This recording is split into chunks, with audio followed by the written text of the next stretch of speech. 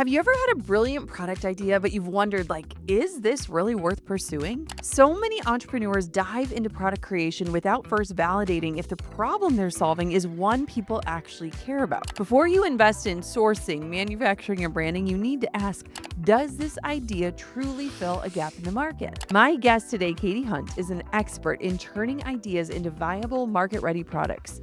As the co-founder and CEO of O Norman, she's leveraged her experience at Warby Parker, Hinge, and Showfields to build a brand that stands out in the competitive pet industry. O Norman is a pet care brand inspired by actress Kaley Cuoco's late dog Norman. The company is dedicated to creating eco-friendly, durable, and safe products for pets, from liquid supplements to stylish apparel for dogs and their humans. Plus, a portion of every purchase supports rescue organizations, making it a mission-driven brand that pet lovers can feel good about. In today's episode, we're breaking down how to evaluate whether your product idea is solving the right problem, why trying to market to everyone is a mistake, and the steps to crafting a brand that speaks directly to the right audience. And just a heads up, about halfway through, I take a turn and ask Katie a personal question, and let me tell you, it might just be one of my favorite stories ever told on Gold Digger. If you are ready to take your product from idea to impact and avoid the costly mistake of building something no one really wants, then this episode is for you. Let's dive on in. Katie, I am so excited to dive in with you, and I want to kind of start with a big question, which is, what is the biggest mistake that entrepreneurs make when adding a physical product to their business? If you think about your business as a video game, you have two major resources. It's time and money. And people spend way too much time and money getting to market. You know nothing until something is actually in the ecosystem. From early negotiations when you're doing manufacturing to when you're even thinking about what you want to make, go fast. Do low quantities of items, get them in the market, get feedback. If I look back to even the early days of Warby Parker, before we ever had a physical product, Neil used to walk around campus and show a picture of glasses and be like, would you pay $98 or $95 for this? And just walk around. You know, you don't know what you don't know. And so many people strive for perfection on that launch, and then they don't have enough time and money to iterate on that great first idea. I love this so much, and I think that it is so counterintuitive, especially for women who are perfectionists, right? And so it's like, I feel like so many women are sitting on their dreams, sitting on their businesses, sitting on their websites, their products, their offers, waiting for it to be perfect before they put it out into the world, or spending so much time on the offer itself Yeah. and not actually getting in community with the people they're creating it for, or even testing the waters. So I love that advice. So let's keep on diving into this. So you launched a company called O Norman, and I want to know, what was the inspiration and how did you kind of find a gap? Because I think a lot of times we have these ideas and we might see something like, why has nobody thought of this? Or where is this? Or how can I find this? And so tell me kind of the iteration and how that began. You are the source of inspiration for any company that you should make. So anytime you have that thought of, I wish this existed, I wish I could find this, that is a company. There's most likely other people who feel the same way you do. My co-founder, actress Kaley Cuoco, and I got connected, and we had the same feeling. We were those people reading every ingredient on pet products, looking for all natural, looking for things that we could get behind that were good enough for our dogs. And we were coming up short, right? We weren't finding the things that we wanted. And that's where we started. We have a product called Stop Effing Itching. I have a rescue dog who literally couldn't stop licking his paws. It was keeping me up all night. And so I was like, there have to be other people that are going through what we're going through. There are other people that are dealing with this. And that's when the research starts, right? You try and figure out how big the problem is. But data is never enough. It's then when you start asking your community if this is something that they're also facing. And so, we very quickly, thanks to Kaley, amassed a very large community and following around O Norman. And from day one, before we ever made a product, we started sending out surveys via Instagram and email and being like, does your dog have itchy paws? Does your dog have anxiety? Does your dog have these things? Food allergies? we began using that data to create a product. So, for me, it's always be the inspiration for what you want to solve in your own life. And then don't do it in an echo chamber. Please don't invest in an echo chamber. Go out and try and confirm that other people are having the same issue you are. I mean, look at Uber. You don't want to find a taxi. It's an idea that comes from someone wanting convenience in their life. I love that. And, it's so funny. Drew and I, we love Shark Tank, and our oldest daughter is now starting. She'll sneak out if she can hear that dun, dun, dun, dun, like music. She'll be like, can I just watch one? Okay, what's happening? I don't like that guy that's bald. He's kind of mean. And I feel like so many of the Shark Tank products came from somebody recognizing a need in their own life and then being shocked that it didn't exist or there Right. wasn't a solution out there that worked.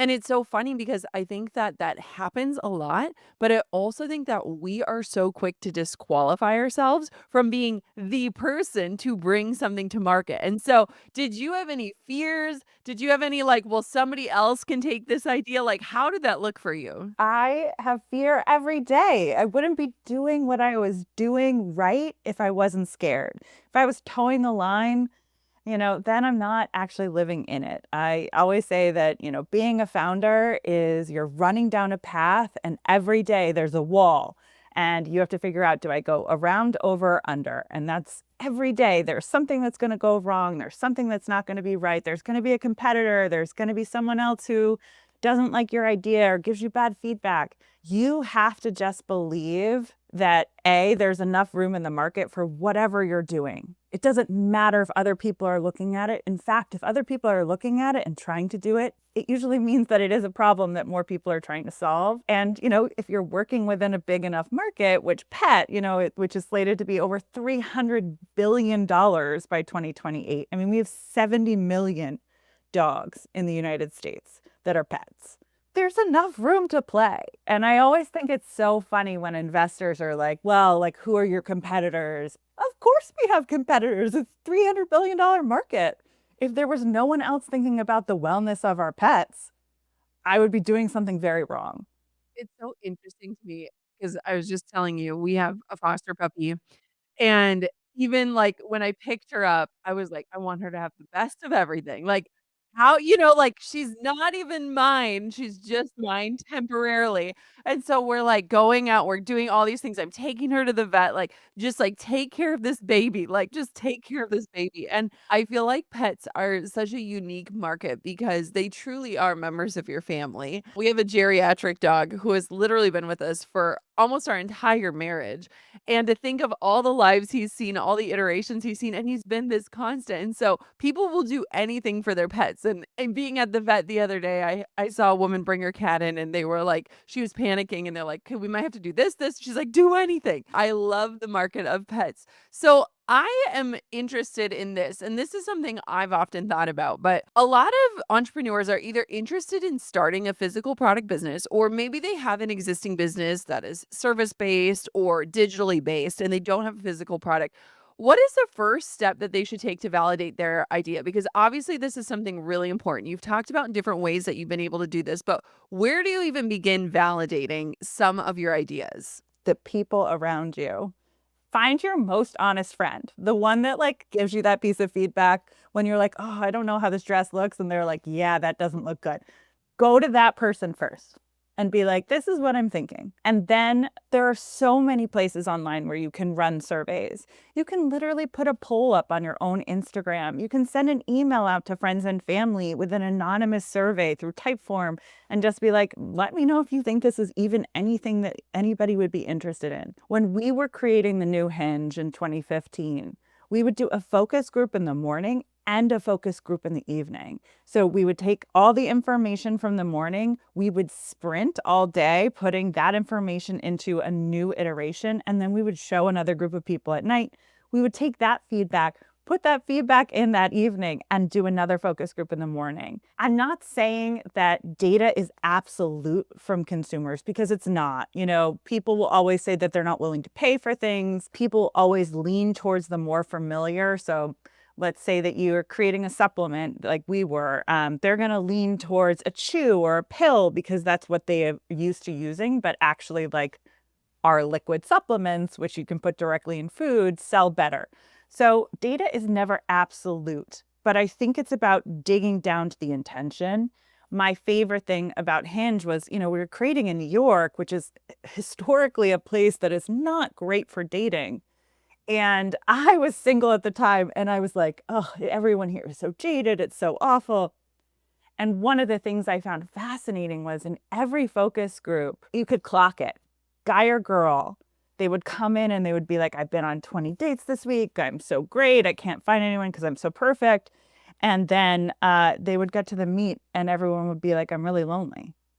I'm really lonely and I'm actually looking for something. And so I think it's about drilling down to that intention when you're talking to people about what you want to create. And at the core of every great company is really an intention. Hinge is really love. It is really finding people love. And the entire company is built around that. And for O'Norman, I always think about it as imagine if you let a dog create a company. Imagine if Norman was the CEO of a business. How would you treat the people? How would you treat the manufacturing? How would you treat the resources that you're using? You would have a completely sustainable business where end to end, everybody is treated ethically and fairly.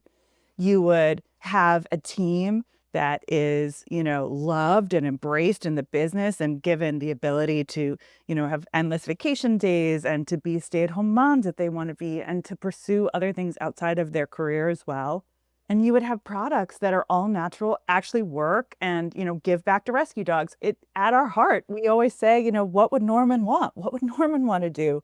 It's a great North Star for us. I mean, I want to work for a company with a dog CEO. That sounds great. I mean, let's be honest. Our lives are run by these dogs anyways. I already have 2 CTOs right here. We're, leading my life. Yes. And we actually hired a dog. We hired a chief treat officer. We ran a nationwide search.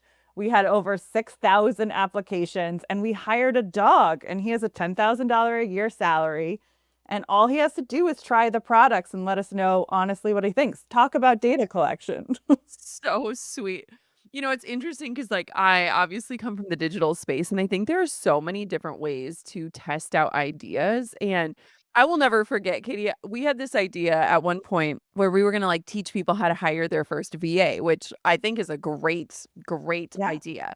And so my virtual assistant and I were going to like create this course. We were so excited about it. We're like, you know what? Before we do this, let's just like kind of like make sure that people like actually want this. Right. And so we had created some content around it. We created a freebie opt-in. I did an episode about it, and it was kind of crickets. And I was so thankful that we hadn't gone down this long path of creating something that maybe people weren't ready for yet, or they didn't even know that they needed. And so I think that getting viability not only gives you confidence to keep moving forward, but it also gives you clarity that what you're spending your time and energy and money on is actually worth it. Yeah. And what's interesting to me and something that I'm thinking about as you're sharing is that I feel like, and this could be a generalization, but I feel like people are even afraid to admit their idea. Like the thought for some people to like say to their best friend, like, I have this idea and it feels kind of weird or scary or whatever. And so what would you say to somebody that's like, I don't even want to like tell my friends and family, like I would rather tell a stranger who doesn't know anything about me? Or have you ever experienced that? Oh, all the time. I mean, there's imposter syndrome. There's this idea that a founder of a business is somehow this above the line person. They're not. They're just somebody who, decided to follow through with that idea. And I think everybody has ideas. There are meetups. There's Reddit.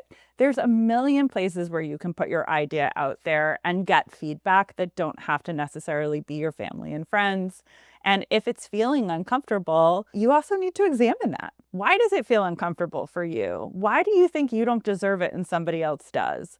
What properties are you putting on somebody else that you're not giving to yourself? Whenever I feel insecurity, I'm always looking to where it's actually deriving from. And most of the time, it's a solvable thing, right? It's a solvable thing to be like, oh, I can't believe that I think some stranger that I've never met, I'm giving them more grace than I'm giving myself.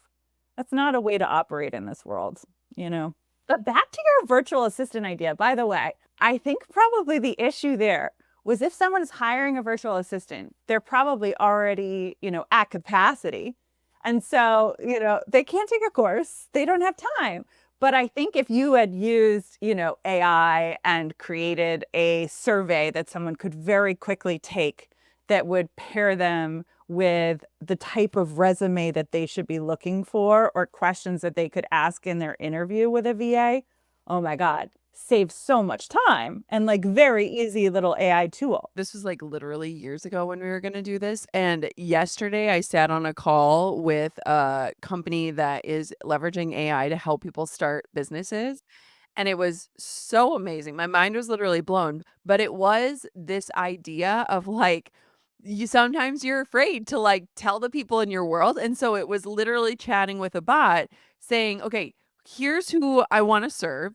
Here's the problem I think they have. And then the AI bot would be like, okay, is this the problem or is this the problem? And it helped give clarity. And it was just incredible to see how a lot of times too, we might not be clear on what it is, right? Or we might know what the problem is, but we're not clear on what the solution is.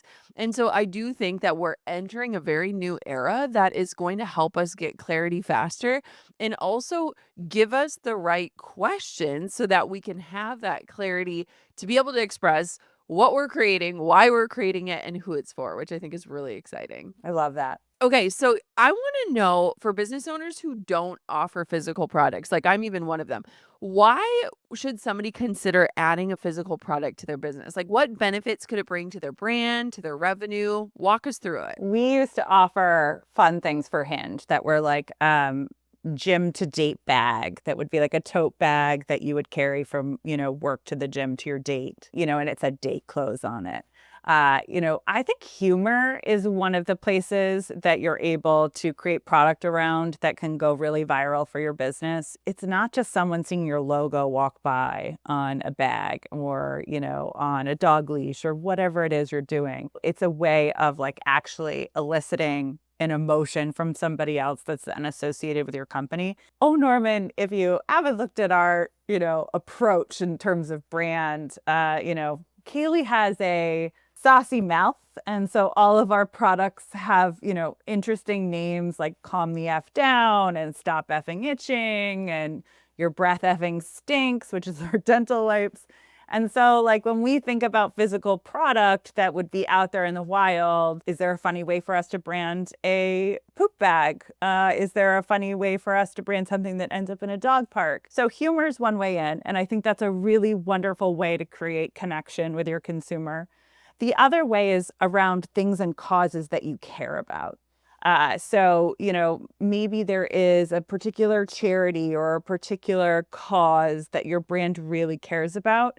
I find that leaning into those things can really make a difference. I mean, for us with the Los Angeles fires, Kaylee has a farm with 200 rescue animals in Thousand Oaks. And the entire night we were all just like sitting up being like, oh my gosh, is she going to be okay? Are the animals going to be okay? It was awful. And on the other side of it, being able to have a physical product that we could send that was helpful. I think, for us with Calm the F Down, with so many animals displaced, I mean, we were able to the next day to get 1,200 bottles out and really, really do, something that was meaningful to us. We have another project that's going to launch after this interview around it as well that I'm super excited about. But I think for people that don't have physical product, what is your value system? Like, what is something that you could get behind that speaks to your values, that is something that, could give back? Don't just create things just to create things. We have enough of that in the world, but create things that really speak to who you are as a company.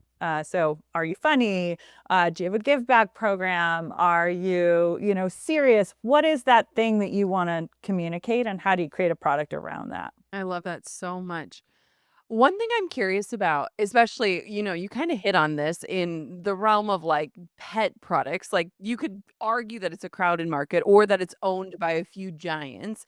And so we talked about using humor, which I think is one of the biggest ways you do this, but share some insights into like how do you position a product? Because I actually think that a lot of times people focus on copy and branding, but positioning is actually equally or even more important to be able to express, what makes you different? Why should somebody choose you over the others? And so, can we talk about positioning a little bit and any advice you have around it? Well, we're really lucky because we had two people that are at the center of our brand. We have Norman, who was Kaylee's first rescue dog, who passed away and is her spirit animal. It was the love of her life. And she always wanted to, start a pet company and name it after Norman. And what we talk about every day is what would Norman do, as we already discussed. And then we have Kaylee. Kaylee is that sunny, wonderful person next door who's rescuing animals in real life and is wonderful and kind. But she's also hilarious and has a mouth like a sailor. So if you think about a brand is a person, it's a human, or a dog. And for us, we were able to kind of combine what would Norman do with Kaylee's personality. So, Kaylee's personality is rescuing dogs and all natural and ethical and sustainable.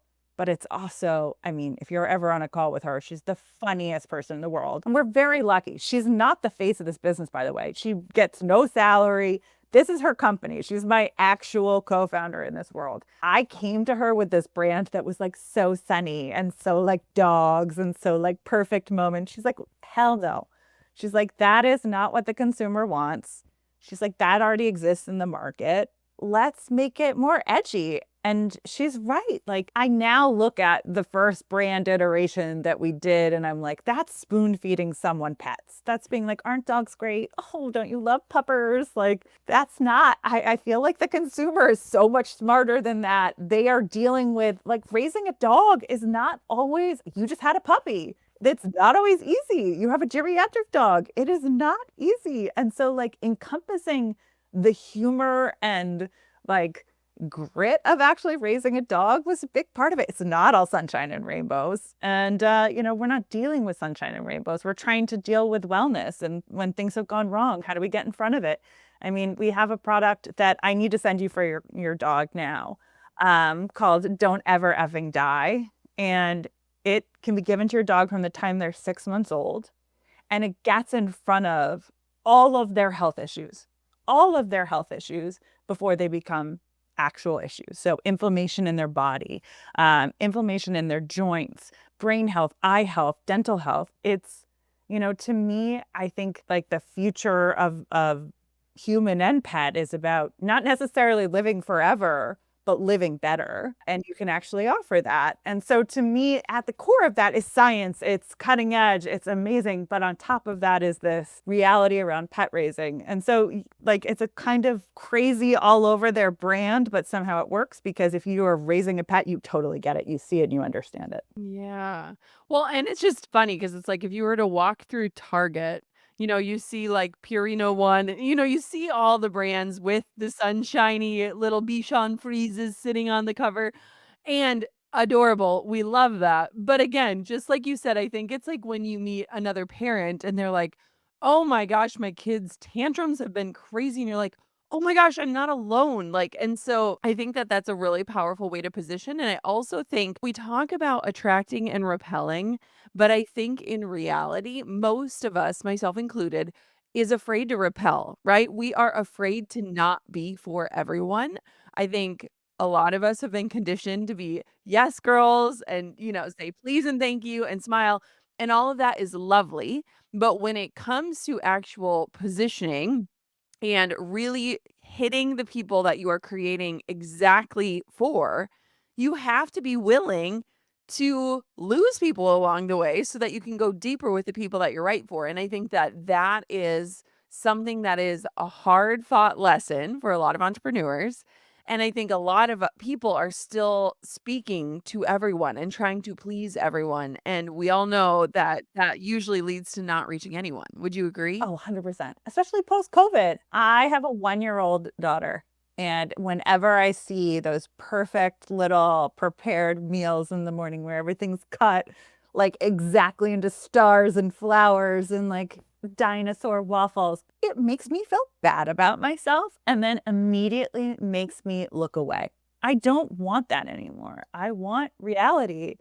I would rather have someone, come on in their sweatpants and be like, Did you make a healthy breakfast for your kid this morning? I know I didn't. Here's a solution on how to do that faster because we all know we don't have freaking time. Yep. Amen. Or did you cut the banana wrong and have a meltdown? Oh I my mean, we've God. all been We've there, all been right? there. I'm just starting there and it's terrifying. I'm like, what did I It's do? wild. What did I do It's a wrong? wild ride. I was laughing today because I was loading up the car for school, and my 6-year-old is very sensory, and she hates seams in her socks, so we've gone on this hunt to find, like, the perfect socks. And today she's like, "Oh, my sock feels funny. It's not the seam, it's something else." And I saw a meme yesterday where I was like, "Gotta go, need to adjust my kid's socks, see you in 2 weeks." And I was like, "Yep, that's about what's happening right now." I think that there is such beautiful relatability and even in the honesty of you don't want your dog to die. Like, this is a reality. This is a thing people don't talk about. We're only talking about protecting their health, but we all know what's on the other side of that. And so when we step outside of like what we think people want and actually get to what they really need, that is where the secret sauce lives. And I think you guys have uncovered that, which is amazing. Thank you. And we're working on it. Yes. Okay, wait, I'm dying to know, do you have a partner and did you meet them on Hinge? So yeah, right. This story is amazing. I ran and was the co-founder of a place called Showfields. It's a physical department store in New York City. At our height, we had 5 locations. We worked with 1,000 brands. COVID hit. Physical retail, you know, started to struggle. I could no longer afford to even have an apartment, let alone pay rent in New York. I moved home at the age of 36 to my parents' house in Rhode Island. And I was like, I have failed. I have failed. Like all the things I cared about, having that fancy life in New York, like being that founder, like I have failed. And 2 weeks in, I realized I had never been happier. I was sleeping again. I was still running my company, but I was like actually having some balance and getting outside and not staying out till 3 o'clock in the morning and then waking up at 5 to work. And I was like, what am I waiting for? Why hadn't I started this life? Why was I chasing and still chasing in New York? And so, as a single woman, right before my 37th birthday, I had a company that I had invested in exit, and I bought a house. I bought a house in East Hampton, Long Island, by myself. I moved in the day of my 37th birthday in the snow by myself with only enough furniture for one room. And I started my life here. And I was thinking I would go and have a baby by myself, that I was ready for this, section of my life. And I was so sick of waiting for someone. And I was at a wedding and someone posted a video of me dancing and my now husband saw it. And he wrote to my friend and he said, "Who is that?" We started talking. He was building a sustainable hotel in Mexico. He flew to Long Island and took me out to dinner. And we got married a year later. And we now have a 1-year-old daughter. Stop it. I know.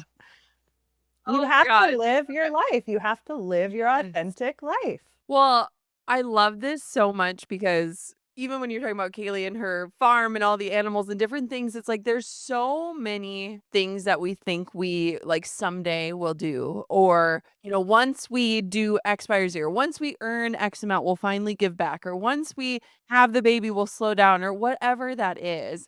And what a beautiful story of like, look at what happens also when you calm your nervous system down and you like get your feet back in the grass. Not that it has to be grass, but just like come back to earth. Oh my gosh. Okay. I'm obsessed with that story. That is amazing. Sorry, I took a detour there, but I was like, we're talking about single life in New York City. I need to know how this ends. Okay. You have obviously worked with major startups. We talked about Warby Parker. We talked about Hinge. What are 3 lessons you've learned from working with these brands?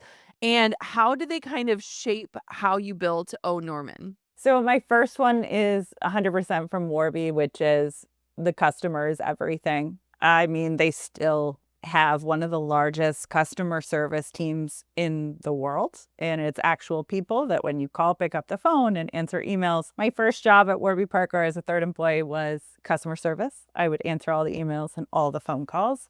And Neil and Dave and Andy and Jeff would spend a couple hours a month in customer service with us to hear everything. But in the beginning, there were like 4 of us in a room. And everyone thought we were this big company. We sold out of all of our glasses in 24 hours.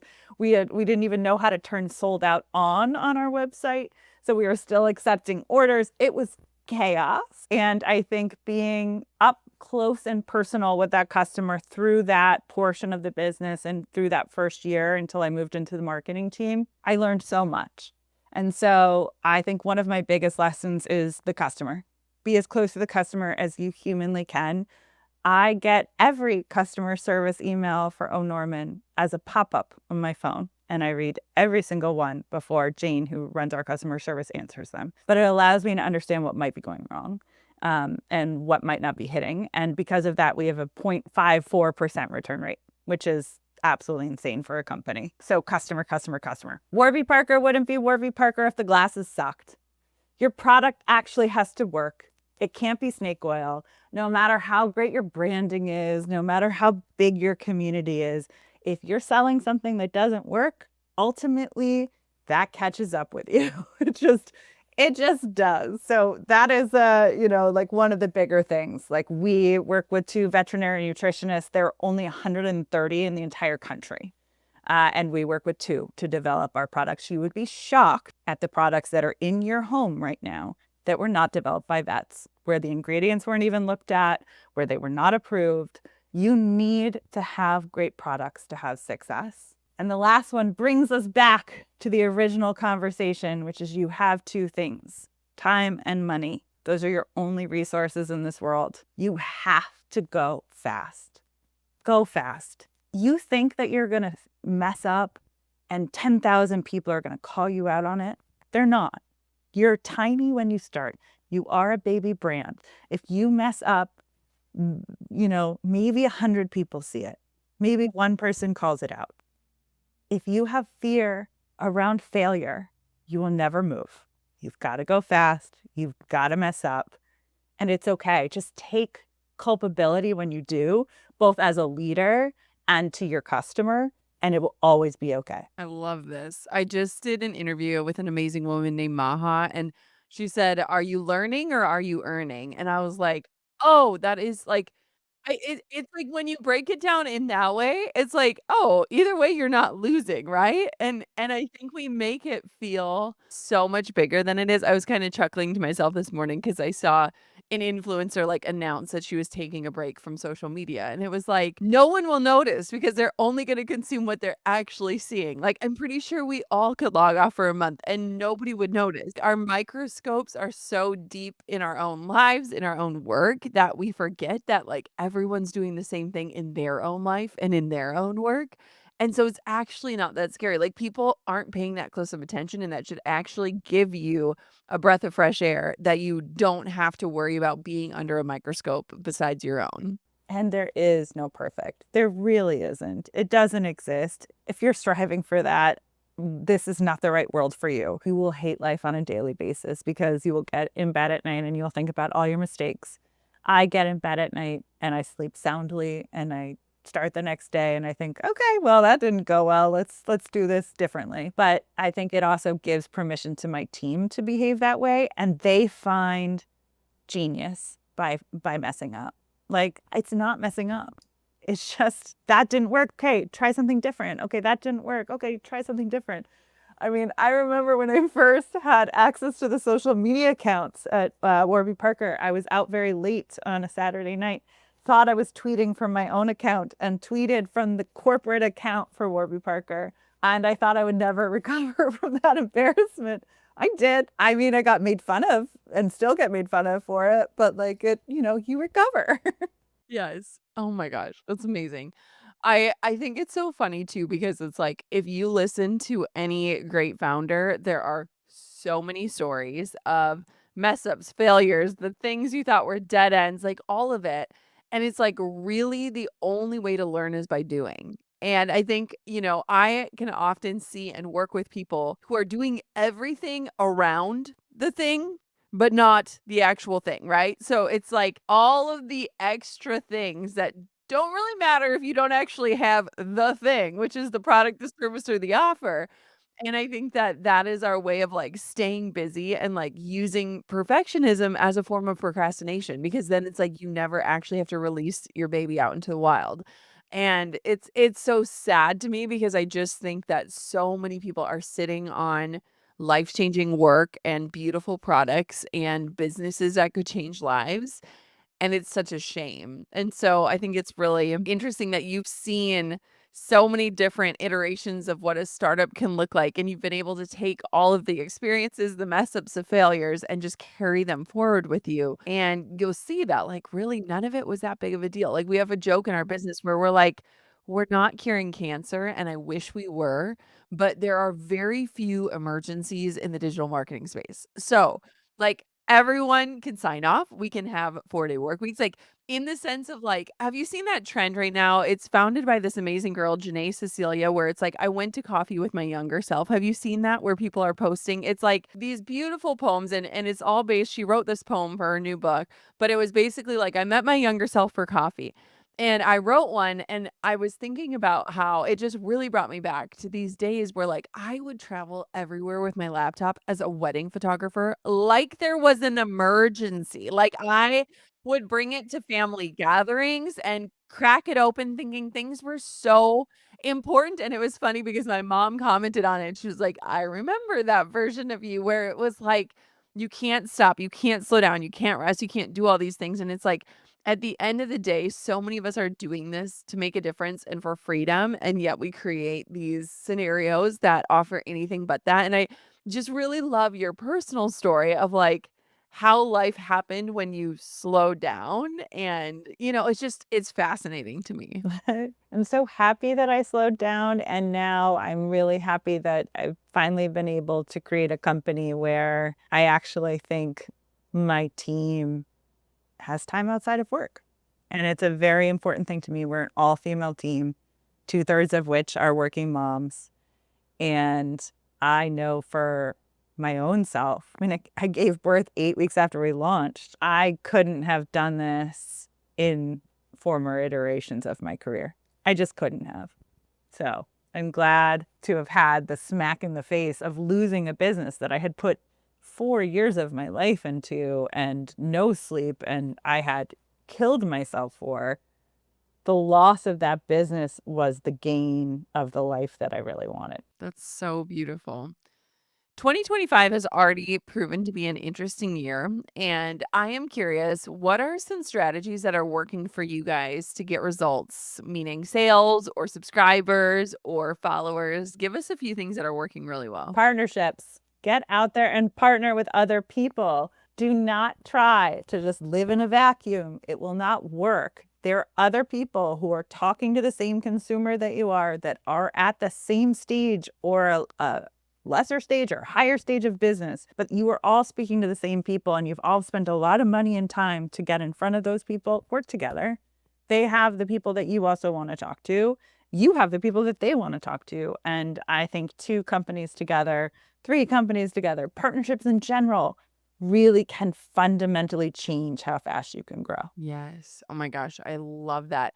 When you are partnering, are you looking at other pet brands? Are you looking at pet owners? Like, how are you doing? Are you doing all of the above? All of the above. I mean, we have a collaboration with an artist coming out that we just loved their work. They have nothing to do with pet, but they, speak to a female consumer. They're super talented and they were willing to take our logo and actually like reimagine it as a piece of art. I think it's all about whatever inspires you. It doesn't have to be directly in your line of work. I mean, we've partnered with the Dodo, we've done all of that. But sometimes I think the most creative partnerships work because they're just so unexpected. I love that. Where can everybody find out more about you? Check out Or Norman. Give me all the places. I'm not that interesting. Oh, Norman's super interesting. That is where, I put my heart, my soul, my time, my tears, my everything. So onorman.com. We're also available on Amazon and PetMeds. If you order after February 14th on PetMeds, you'll actually get a sample of an O'Norman treat in every dog order going forward. So if you want to try the product and don't want to buy, that's a good way to get a treat for free and see if it's what your dog likes. I love it. Thank you so much for coming on the podcast. This was such a treat. Thank you, Jenna. Thank you for having me. Today's episode was so fun. I feel like I'm living in this sweet doggy world with our foster pup, Willa, who is getting adopted tonight. And it has just been such a beautiful reminder of how incredible animals are. And so, Norman solves a problem that so many pet owners have. And I loved hearing Katie's experience. I'm also very obsessed with her personal story, just about life and slowing down and going home and waiting for the right timing, and also pursuing things in your own timing. It was just such a beautiful left turn that I took, and thankfully she came with me on that ride. Thank you so much for listening to this episode of the Gold Digger Podcast. I hope you loved every minute of it, and thank you so much for choosing to spend your time with us today. I hope you have an amazing day, and of course, until next time, keep on digging your biggest goals.